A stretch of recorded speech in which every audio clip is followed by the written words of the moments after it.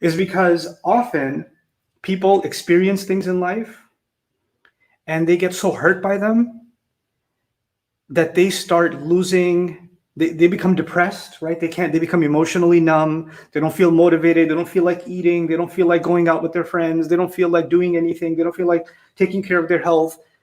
They don't feel like watching TV. They don't feel like doing, and they also don't feel like praying. They also don't feel like reciting Quran. They also don't feel like listening to something about Islam. They feel unmotivated, right? So even if they hear something about the rewards of heaven or the terror of hell, it doesn't do anything to them. And so they start thinking that they're losing their iman, right? Because you're not feeling anything and you're not feeling motivated to pray, so you must be losing your iman. And then when they start feeling that way, then they start blaming themselves. They were already depressed because of whatever bad thing happened, and they were becoming emotionally numb because of that. On top of that, there's a new depression that I'm going to hell also, because I can't feel any iman inside me. You understand? So it spirals into a much worse problem. It started off as an emotional crisis, and it turns into a spiritual crisis. It's a crisis of iman itself, right? The problem is when you have when the root of something, the root problem is emotional. It's psychological. And now you're seeking solutions from the spiritual world. But if the root problem, for example, if the root problem was you have high sugar, right? You're heading towards diabetes, you have high sugar. Then the solution to that problem, in addition to the Quran you're going to recite and the du'as you're going to make, is not going to get solved if you don't stop eating too much sugar. You understand? Like that biological problem does not only have a spiritual solution. But for some reason, we've decided or we've assumed that when we have an emotional crisis, there has to only be a spiritual solution, right? Which dua can I recite that I'll start feeling better? I keep getting anxiety. I keep feeling hopeless. Give me something I can recite that'll make me feel better. You're looking for a spiritual solution, but if you don't address that spiritual crisis came into existence as a result of an emotional crisis, and you don't address that emotional crisis, then you're not going to be addressing the real problem. And you're putting the remedy on top of a spiritual solution and it's not working, and you become hopeless even in the spiritual solution, and it becomes a big giant crisis of faith. You understand? So this is why when I looked at it from this point of view a couple of years ago, I realized something. Allah it's very limiting to talk about the Quran in a way that we think only offers spiritual solutions. That remembering Allah is all he talks about. Remembering Allah is a very powerful thing, and it's a multidimensional thing. It's a huge thing. But it's not the only thing Allah talks about. Allah actually does talk about emotional trauma and crisis. And he does talk about how to navigate that crisis and how to address it. And then on top of that, he offers, these very sensitive spiritual solutions, not generic solutions to those kinds of crises. So what I'm going to start with is, and in my career in lecturing and giving talks, I'll at your feet for what I have done, some show of humility and some show of the grandeur of the king. He walks in and Allah has commanded him, so he has no choice in even picking his own words. Musa alayhi salam has to choose the words that Allah has given him already, and so he's going to walk in. And as soon as he walks in, فَقُولَا, Allah commanded both Musa and Harun to say, إِنَّا رَسُولُ رَبِّ الْعَالَمِينَ أَنْ أَرْسِلْ مَعَنَا بَنِي إِسْرَائِيل. We are the messengers of the master of all nations and all people, and we come on the mission that you better let the children of Israel leave. You, the criminal that has enslaved them, you better let them go. So he's going to come in with this, basically coming in swinging, right? He's taking shots as soon as he walks in. From the point of view of the father figure, this is the ultimate disrespect. What? You're going to talk to me like this? Are you serious? Did that just come out of your mouth? So from his point of view, this is betrayal. From Fir'aun's point of view, it's betrayal. It's disrespect. It's disregard. And maybe this boy needs to be reminded of all the things I have done for him in his life. Maybe he's having a little bit of amnesia, that he forgot who he's talking to. So Fir'aun turns around and says, Alam nurabbika fina walida. He says to him, Fir'aun's first response, didn't we raise you here since you were a small baby? Did we not raise you here? And when he says that to him, what's he doing? He's basically saying, how dare you speak to me this way after everything that I've done for you?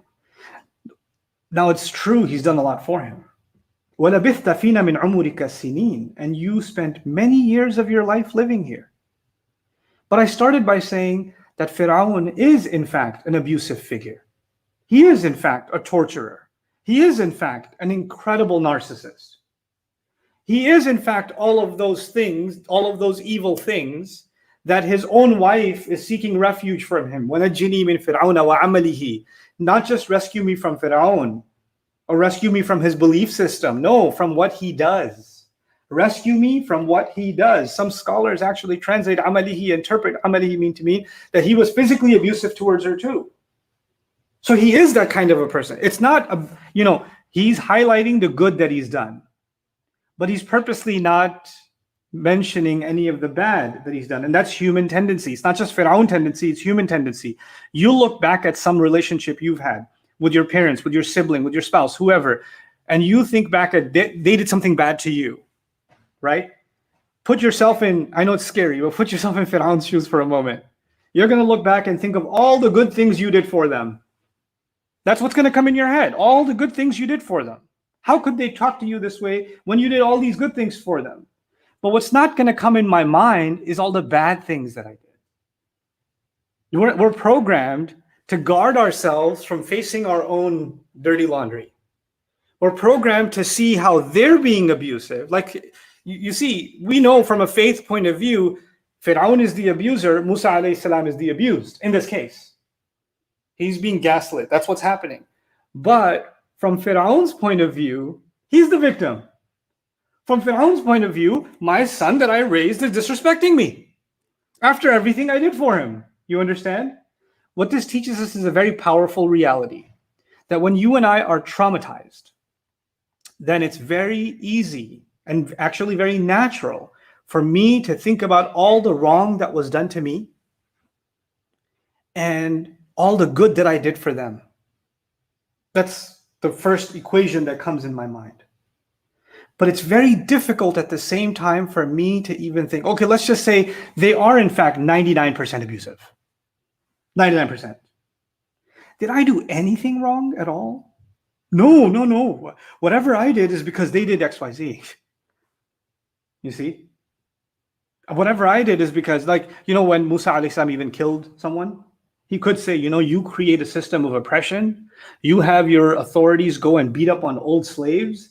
And I go and even try to defend someone. And yes, he died, but that doesn't erase the fact that you created an oppressive system that allowed for something like that to even happen to begin. He doesn't go down that logical rationale. He doesn't. He just says, I made a mistake. I was lost. I admit. He doesn't say, yeah, I was wrong, but let me tell you why. Let me give you the rationale. That's for a later time. So now what I want to share with you is, not only is this a complex thing, where both sides have their own truth, isn't it? Fir'aun has his own truth, and Musa alayhi salam has the truth.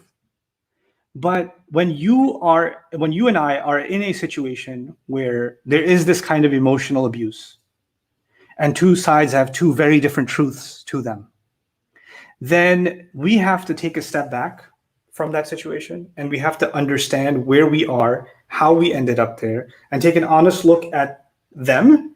And also, scary enough, an honest look at ourselves and where we are wrong. Inshallah, I plan on continuing this discussion based on some of these concepts. I know a khutbah is a very limited time window opportunity, so I hope to kind of try to do as much justice to this as I can based on some of these ayat and some other places in the Quran. But I want to leave you with the following. In an abusive environment, the one who's in a position of power, I talked about the power dynamics, the one in a position of power basically creates an environment where they make the lesser person feel, the weaker person feel, that they can't live without them. Like, what would you do without me? Who's going to love you if not me? You know, nobody would love you like me, right? Nobody would care for you the way I do. And there will be moments of care. There will be moments of love. There will be moments of beautiful companionship in any, whether it's spousal or parental or whatever. There will be those moments. And in those moments, you will find so much comfort. Everything you were longing for will be there.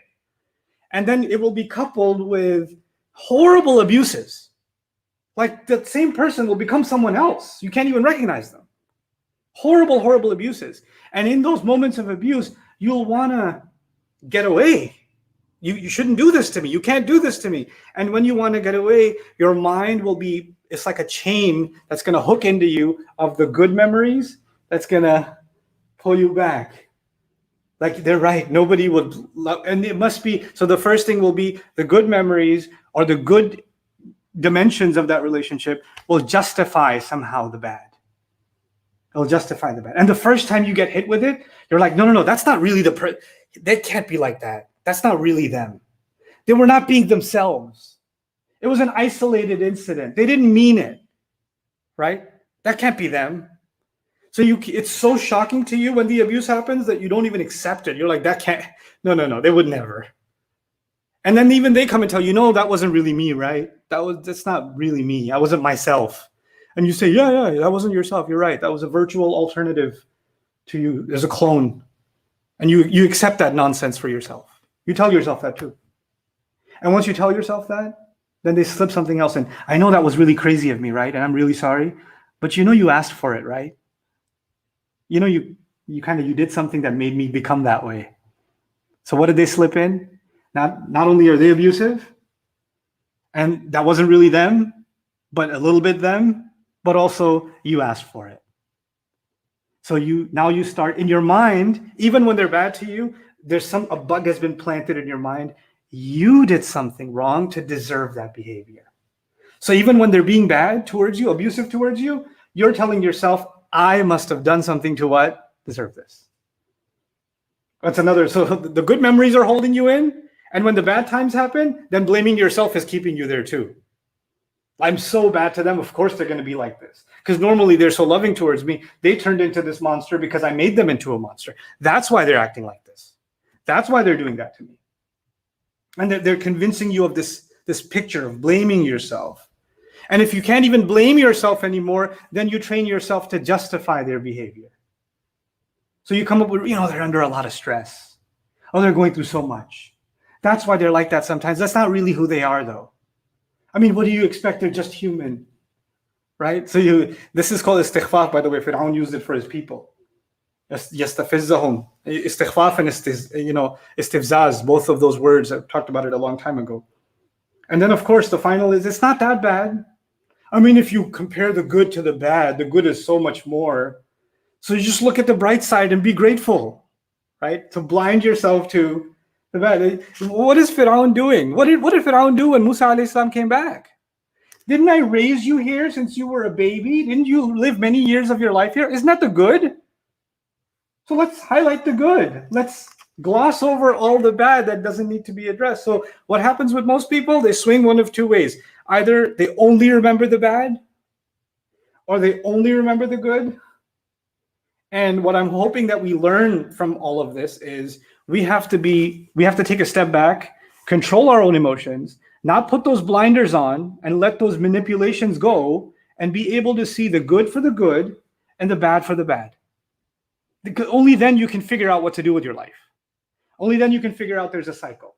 Only then you can figure out how to be empowered. And that's a lot of what we're going to learn, inshallah ta'ala, from this dialogue it's so rich with this level of psychology and this level of guidance. It starts with emotional guidance and it's going to turn into spiritual guidance as we see. Both of them are related. Just like an emotional crisis becomes a faith crisis, a spiritual crisis, the emotional solutions in the Quran are going to become spiritual solutions. They're connected too. They're intertwined as well. Barakallahu li wa lakum fil Quran al-Hakim.